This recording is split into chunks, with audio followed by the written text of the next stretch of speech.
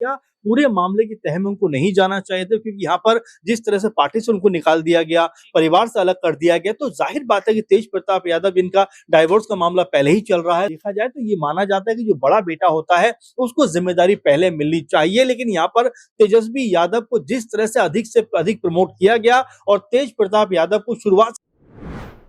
बिहार में इस साल होने वाले विधानसभा चुनाव से पहले ये देखा जा रहा है कि लालू परिवार में सब कुछ ठीक नहीं है। एक और जहां लालू यादव ने अपने बड़े बेटे तेज प्रताप यादव को पार्टी और परिवार से 6 साल के लिए निष्कासित कर दिया, पार्टी से बाहर का रास्ता दिखा दिया। तो वहीं ऐसे में एक बड़ी खबर क्या आती है कि लालू प्रसाद यादव ने एक बार फिर से अध्यक्ष पद की कमान संभाली।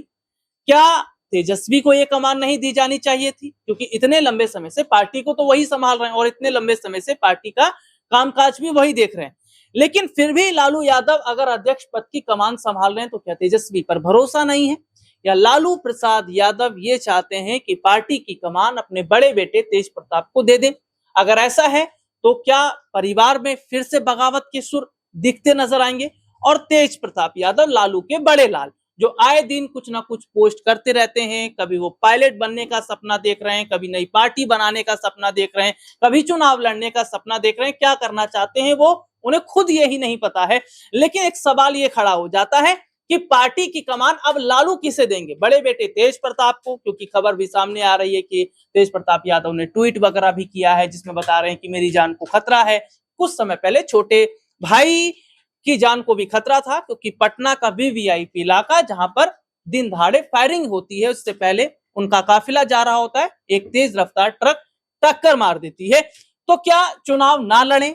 चुनाव में ना उतरें, चुनाव की तैयारी ना करें, यही चाह रहे हैं कुछ ऐसे लोग जो जिन्हें लग रहा है कि अगर तेजस्वी मैदान में उतरे तो शायद उन्हें नुकसान होगा। तो आखिरकार क्या वाकई बिहार चुनाव से पहले तेजस्वी का खेल बिगड़ रहा है, और क्या वाकई तेज प्रताप यादव और तेजस्वी में किसको लेकर बड़ा फैसला लालू करें, उन्हें भी नहीं पता चला है। आज के यही मुद्दे और इन्हीं मुद्दों पर आज हम बात करेंगे। बातचीत करने के लिए हमारे साथ हमारे खास सहयोगी अमन सर इस वक्त जुड़े हुए। सर बहुत बहुत स्वागत है इस प्रोग्राम में आपका।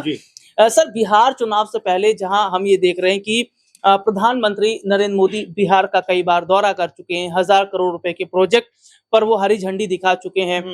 दूसरी तरफ ये देखा जा रहा है कि प्रशांत किशोर ने अपनी नई पार्टी बना ली है, वो चुनाव में जो है पूरी तैयारी कर रहे हैं। लेकिन लालू परिवार में कुछ अलग ही चल रहा है। तेज प्रताप यादव को 6 साल के लिए पार्टी परिवार से निकाल दिया गया। दूसरी तरफ देखा जाता है कि अध्यक्ष पद की कमान खुद लालू संभाल रहे थे। क्या तेजस्वी पर भरोसा नहीं है, या लालू ये कह रहे हैं कि तेजस्वी को ना देकर पार्टी की कमान तेज प्रताप को सौंप दी जाए? देखिए राहुल, बिल्कुल आपने सही कहा, क्योंकि जो लालू यादव परिवार है उनके अंदर अगर देखा जाए तो कई तरह के आपस में कशमकश का दौर चलता हुआ दिखाई पड़ रहा। आप देखिए जब से तेज प्रताप यादव का ये पूरे का पूरा मामला सामने आया उसके बाद तुरंत आप देखिए कि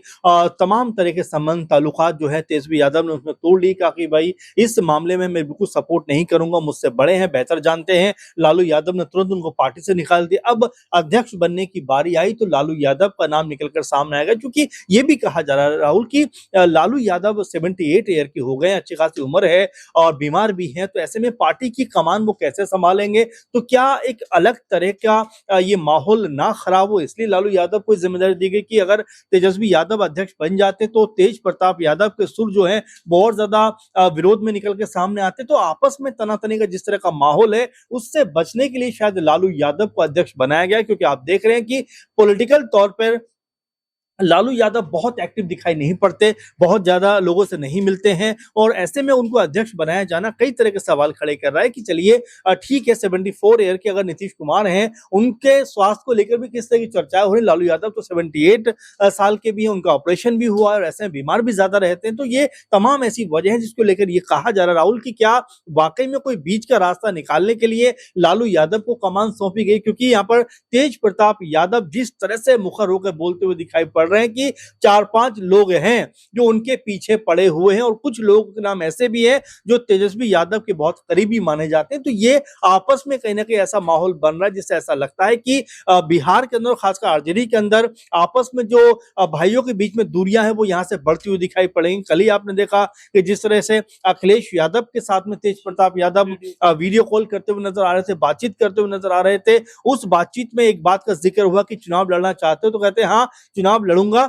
और मैं आपको बताऊंगा। तो अब ये भी कहा जा रहा है कि क्या अब सपा के टिकट पे तेज प्रताप यादव चुनाव में जा सकते हो। देखिए अभी बिहार का माहौल है, राजनीति पूरी तरह से अपने चरम पर दिखाई पड़ रही है, लेकिन उससे पहले लालू यादव परिवार के अंदर जो जिस तरह से तमाम घटनाएं घट रही हैं उससे ये मानकर चला जा रहा है कि लालू यादव परिवार में सब कुछ ठीक ठाक नहीं है, क्योंकि तेज प्रताप यादव और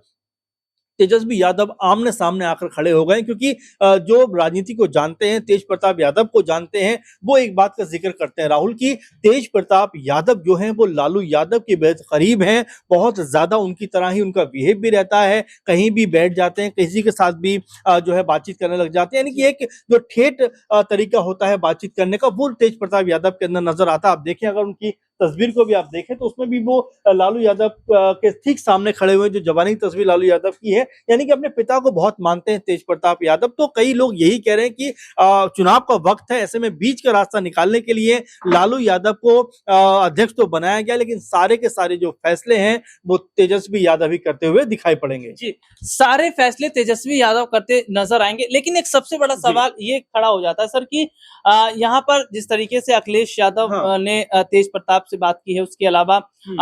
तमाम कई ऐसे बड़े चेहरे, पप्पू यादव ने भी तेज प्रताप को सही बताया था, साधु यादव ने तेज प्रताप को सही बताया था। तो क्या वाकई तेज प्रताप यादव वाकई शिकार हुए हैं पॉलिटिक्स बाजी का, और जिस तरीके से जयचंद जैसे शब्दों का उन्होंने इस्तेमाल किया, यानी कि चीजों को वो समझते हैं, वो जानते हैं कि आखिरकार कौन है वो लोग जिन्होंने कहीं ना कहीं परिवार और पार्टी से या इस तरीके से जो लाइफ है वो खराब करने का काम किया। देखिए राहुल, समझना पड़ेगा कि तेज प्रताप यादव की जब कुछ तस्वीरें सामने आई उसके बाद जिस तरह तेजी के साथ में तेजस्वी यादव ने उसके ऊपर रिएक्ट किया, वो ये बता रहा था कि क्या उनको अपने भाई पे भरोसा नहीं करना चाहिए था, क्या अपने भाई से बातचीत नहीं करनी चाहिए थी, और क्या पूरे मामले की तह में उनको नहीं जाना चाहिए था। क्योंकि यहाँ पर जिस तरह से पार्टी से उनको निकाल दिया गया, परिवार से अलग कर दिया गया, तो जाहिर बात है कि तेज प्रताप यादव, इनका डाइवोर्स का मामला पहले ही चल रहा है, तो ऐसे में अलग थलग पड़ते हुए तेज प्रताप यादव यहाँ से नजर आए। और जैसा मैं आपसे कह रहा हूँ कि जितने वो सहज हैं उससे आप ये अंदाजा लगा सकते हैं कि राजनीतिक तौर पे कोई बहुत ज्यादा वो तिकड़म नहीं करते हैं,